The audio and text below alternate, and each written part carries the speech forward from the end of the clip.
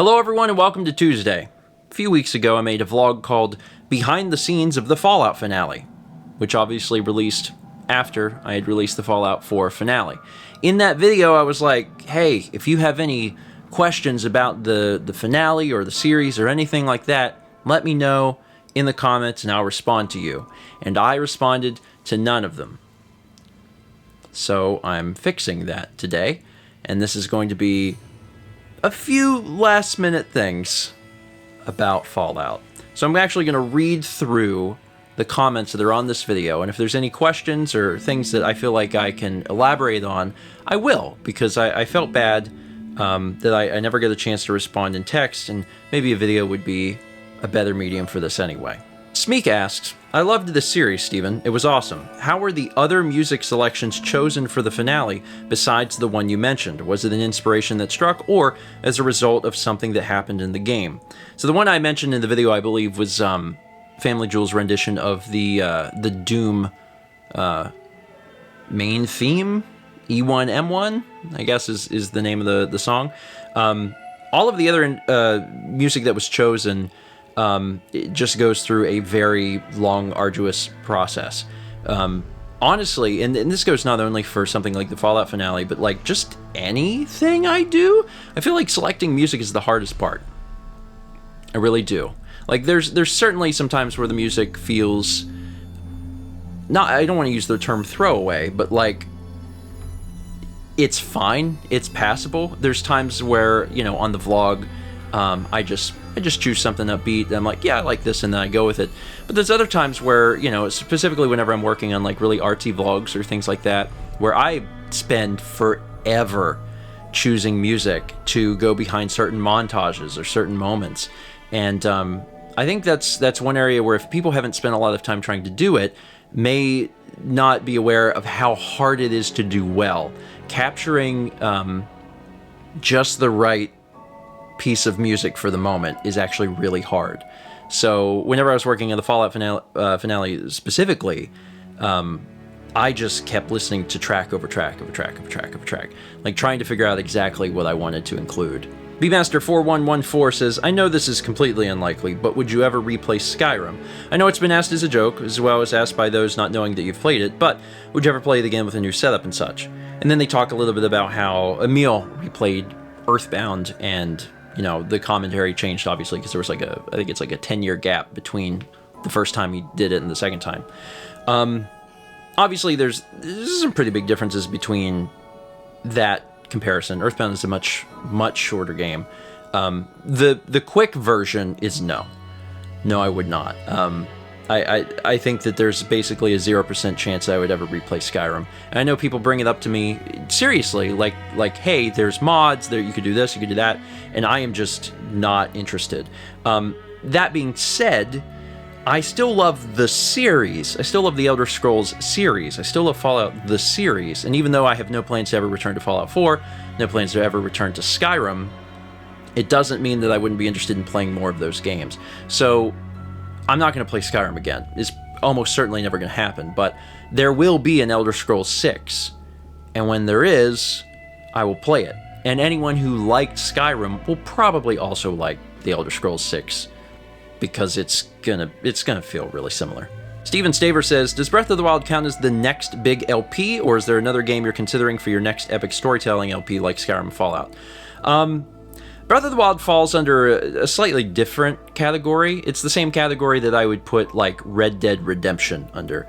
Red Dead Redemption 2 is a really long Let's Play of mine. It was on the channel for just about an entire year. It's a great game, by the way. Highly recommend it if you can play it. If you can't, watch my LP. It's extremely thorough and I cover every single quest in the game. But Breath of the Wild does not have that storytelling element that Skyrim and Fallout have. I don't know when the next storytelling LP would be. It will probably require the release of something like the Elder Scrolls 6 for me to even start considering it. But I don't... The one good thing about it is that I don't have anxiety about Breath of the Wild like I had for Fallout.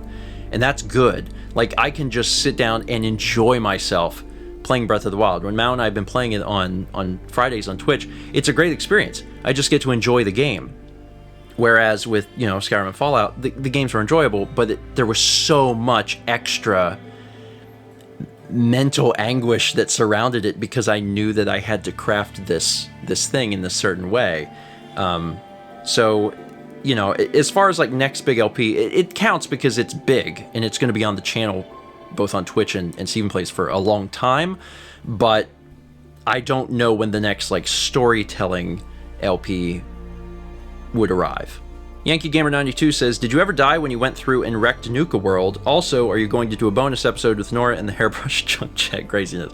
No bonus episodes. That series is done. There's nothing else coming out for Fallout. Not even on, like an anniversary or anything like that. No additional episodes.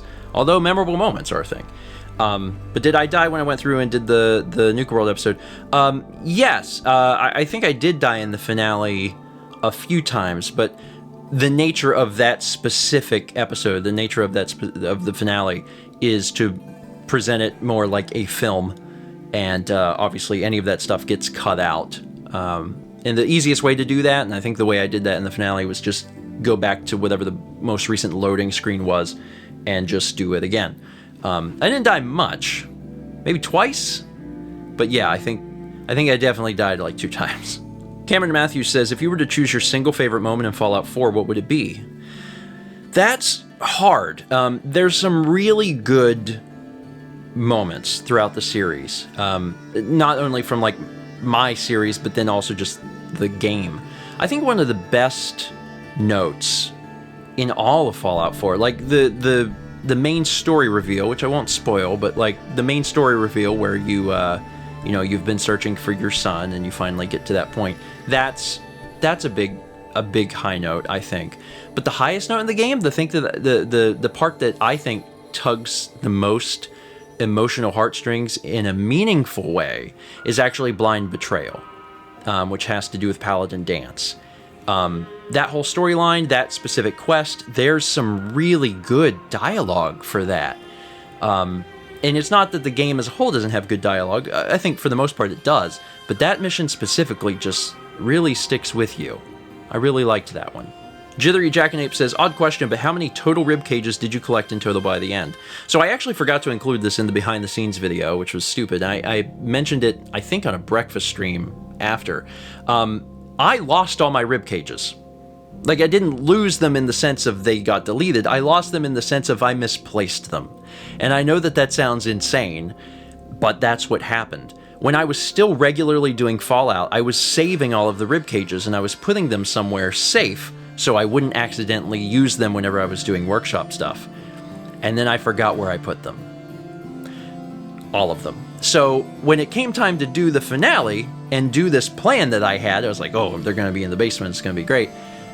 I couldn't find the rib cages. So in order to actually do the finale and to do that really cool, ending scene, I had to spawn rib cages. Which sucked because I actually had them all somewhere, and I feel like I searched every container you could possibly search in Sanctuary Hills, but I couldn't find the stupid things. So there was a mod that I installed. It doesn't let you easily spawn stuff. It just has containers that have every item in the game, and then the containers are just duplicated. So you have to like get the container, find the thing that you need, go to the next container, find the thing that you need. It was actually a big pain. If I would have been able to just find the stupid rib cages, then I would have been fine, but I somehow, very stupidly, forgot where I put them. DidyEgg77 says, question for your new LP, Breath of the Wild. How many hours do you think it will be to watch completely? Call it an early prediction, if you will. So if you would have asked me, well, I guess you did, right as it started, like right as the series started, I was thinking, we might even have it finished like streaming by the end of the year. And now I take it back. I definitely take it back. As of right now, we've done, I think, 12 weeks. So we've been streaming it for about 3 months. And we have really barely scratched the surface. I'm starting to get a sense of the size and scope of the game. And I'm starting to get a sense of like accomplishment, like, oh, we're starting to overcome some of the things that really gave us problems in the beginning. But like 100 episodes easy, And like on Steven Plays for like a year, almost certainly. That guy says, you can finally put away your AT2020 mic now. Yeah, actually, I don't know if I had talked about this recently or if that guy just has a really good memory, but yeah, we use the BPHS1 headset mics almost exclusively whenever we're doing content now. And of course, when we stream on Twitch, we're actually just using the Sennheiser MKE 600. The AT2020 literally was out specifically for Fallout. That was the reason I had it out. And now that Fallout is done, I can put it away. And we actually have 3 other AT2020s and mic stands and I keep thinking mouth guard. Windscreen, God, the word came to me. That are in the closet, so it'll actually join them. Yeah, it's wild that finally gets to go away. Akuma asked, what about unused art submissions, assuming there were any? Did you have any other ideas for the final picture previously? So I did consider doing something for the finale. Like in the finale, we obviously just use a picture of Sagan, which ultimately I felt like was the most appropriate thing to do. But before that, I had considered having like a piece commissioned for, Fallout 4, like just as a whole.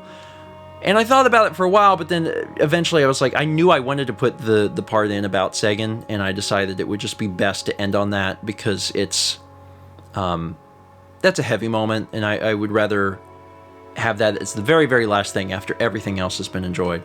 As far as unused art submissions, there were some. Actually, I was very, very organized throughout the entirety of Fallout 4, even across, almost 5 years.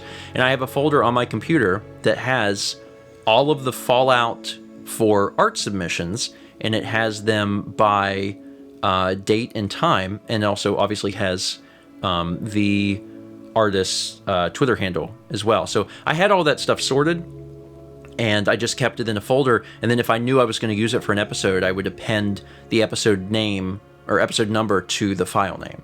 And that's how I kept all of that. So were there unused art submissions? There was some stuff that just never got a chance to be used. There wasn't much, admittedly, and actually, as we got near the end of the series, I was trying to like push people to create a little bit more because I had a very small pool to draw from. But there were a couple over the years that didn't get used. And the final question is from the Hero of Chaos, who says, "Congratulations, Stephen. My only question is, how does it feel to finally have that albatross gone?" So, I'm getting to this almost a month later, and I have to tell you, it's great. It's really great. 2020 has been a year, and there's certainly been plenty of bad parts, but being stuck at home and being unable to go anywhere has really pushed me to continue productivity, and finishing Fallout was part of that. And now that it's done, I do feel lighter. It had been causing me just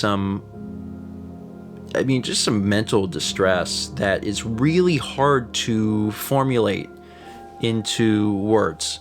It's really hard to adequately explain what that level of subconscious stress stretched over that long period of time, I think, does to a person. And you really don't even realize how bad it was until it's gone.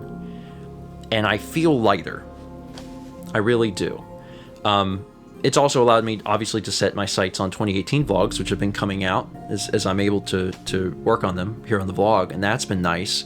And then also, I think it's afforded us some time to do some things that we probably wouldn't have done otherwise. A week or two ago, we got to do the 10-hour live stream where we made a RPG Maker game, which is wacky and super fun. But that's the sort of thing that I would have felt guilty about doing.